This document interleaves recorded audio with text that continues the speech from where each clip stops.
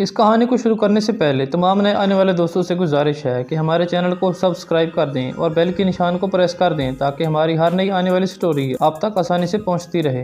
आज से कई सौ साल पहले चूहों का एक खानदान छोटे से बिल में रिहाइश पजीर था। दिन की रोशनी में चूहे अपने बिल से नहीं निकल सकते थे और ना ही खुराक तलाश कर सकते थे, सो सारा दिन उन्हें भूखा रहना पड़ता। वजह यह थी कि बिल्ली निहायत आसानी से उन्हें देख लेती और शिकार कर लेती थी। चूहे रात को भी निकलते तो जब भी छुप छुपा कर निकलते। बिल्ली का खौफ उनके सर पर तलवार की तरह लटकता रहता। वो कितनी भी एहतियात क्यों न बरतते, बिल्ली ऐसे दम पे उड़ाती कि उन्हें खबर तक न होती और उनका एक साथी बिल्ली के लंच या डिनर की नजर हो जाता। एक लंबे अरसे तक वो खौफ के आलम में जीते रहे। हर रोज उनके साथी बिल्ली की भेंट चढ़ते रहे। आखिर एक रात बूढ़े चूहे ने इजलास बुलवाया जिसमें हर छोटा बड़ा चूहा शरीक हुआ। बूढ़े चूहे ने आंखों में आंसू भरते हुए कहा, मेरे साथियों, डर डर कर जीना भी कोई जीना है। कैसी जिंदगी है कि हमारी आंखों के सामने हमारे प्यारे दुश्मन के पेट का ईंधन बनते रहें और हम चुपचाप सहते जाएं। बूढ़े चूहे की आवाज बुलंद होती गई। उसने चारों तरफ नजर दौड़ाई। दीगर चूहों की आंखों में आंसू देखकर उसने मुक्का हवा में लहराया और कहा, आखिर कोई हद होती है जुल्म सहने की भी। सोचो मेरे साथियों, कोई तरकीब सोचो इस अजाब से निजात पाने की, आजाद जिंदगी गुजारने की। बूढ़ा चूहा खामोश हुआ तो सब सर जोड़कर बैठ गए। आखिर एक चूहा जोर से उछला और बोला, वो मारा, ऐसी तरकीब सोची है कि बस। सारे चूहे यकजबान होकर बोले, वो क्या? चूहा खनकारा, फिर अपनी गर्दन सहलाते हुए गोया हुआ, हम एक घंटी बिल्ली की गर्दन में बांध देंगे तो जब वो आएगी तो घंटी बजेगी और हमें पता चल जाया करेगा और हम भाग जाएंगे। सब चूहे खुशी से तालियां बजाने लगे।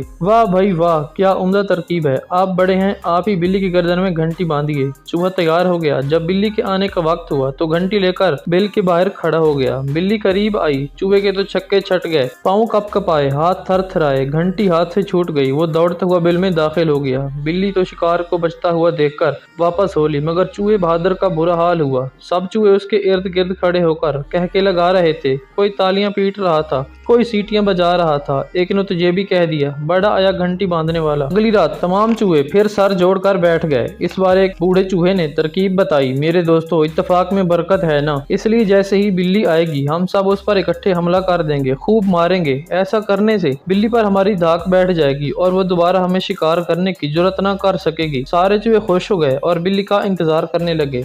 यूं ही बिल्ली आई, सब ने हमला कर दिया। कोई टांग से चिमट कर काटने लगा, कोई दुम से, कोई पीठ पर। बिल्ली ने जो जोर लगाया, दुम झाड़ी, पैर जो पटका, तो एक चूहा दूर जा गिरा, दूसरे का कचूमर निकल गया। बाकी चूहों ने जो हाल देखा तो भगदड़ मच गई। सब बिल की तरफ भागे। बिल्ली ने इत्मीनान से एक तगड़ा चूहा दबोचा और चलती बनी। सब चूहे एक दूसरे को लान तान करते, बुजदिल और डरपोक के अलकाबात से नवाजते, फिर सर जोड़कर बैठ गए। सोचने लगे। एक नन्हा सा चूहा बोल उठा, मुझे एक बहुत अच्छी तरकीब सूझी है, और वो ये कि जमीन पर गोंद फैला दी जाए और उसमें गोश्त का एक टुकड़ा रख दिया जाए। बिल्ली जब गोश्त का टुकड़ा लेने आएगी तो उसके पांव गोंद की वजह से चपक जाएंगे, फिर वो हिलने जुलने से कासिर हो जाएगी और यूं हम घंटी उसकी गर्दन में बांध देंगे। अब चूहे खुशी खुशी गोंद जमीन पर फैलाए, घंटी हाथ में पकड़े बिल्ली का इंतजार करने लगे। बिल्ली आई। सुर्ख गोश्त का बड़ा सा टुकड़ा देखकर उसकी बाँछें खुल गई। झट से उस पर लपकी, लेकिन ये किया, उसके पांव तो गोंद के दलदल में धंसते चले गए। जैसे जैसे निकलने की कोशिश करती वैसे वैसे उसका जिस्म मजीद गोंद में लिथड़ता जाता। चूहों ने जो ये माजरा देखा तो नारा मस्ताना बुलंद किया।